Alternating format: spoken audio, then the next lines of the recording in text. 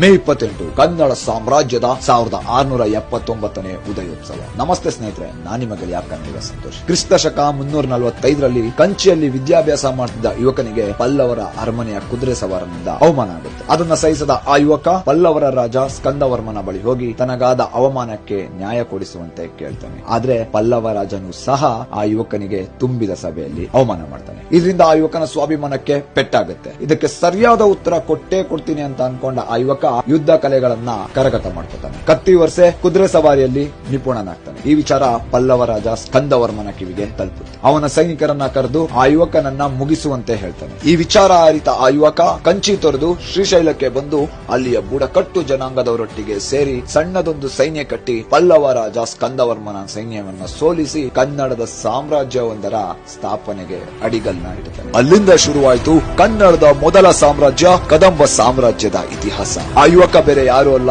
ಕನ್ನಡದ ಮೊದಲ ರಾಜ ಮಯೂರವರ್ಮ. ಕನ್ನಡಿಗರ ಸ್ವಾಭಿಮಾನದ ಪ್ರತೀಕವಾಗಿ ಸ್ಥಾಪನೆಯಾದ ಕದಂಬ ಸಾಮ್ರಾಜ್ಯಕ್ಕೆ ಕನ್ನಡಿಗರು ನಾವು ನಮ್ಮ ಕೊನೆ ಉಸಿರಿರೋವರೆಗೂ ಚಿರಋಣಿಯಾಗಿರಬೇಕು. ಮೇ 28ಕ್ಕೆ ಕದಂಬ ಸಾಮ್ರಾಜ್ಯ ಉದಯವಾಗಿ 1678 ವರ್ಷ ಕಳೆದು 1679ನೇ ವಸಂತಕ್ಕೆ ಕಾಲಿಡ್ತಿದೆ. ಹಾಗಾಗಿ ಎಲ್ಲ ಕನ್ನಡಿಗರು ಈ ದಿವಸವನ್ನ ಹೆಮ್ಮೆಯಿಂದ ಆಚರಿಸೋಣ. ಎಲ್ಲ ಸ್ವಾಭಿಮಾನಿ ಕನ್ನಡಿಗರಿಗೂ ಕನ್ನಡ ಸಾಮ್ರಾಜ್ಯದ 1679ನೇ ಉದಯೋತ್ಸವದ ಸವಿ ಹಾರೈಕೆಗಳು.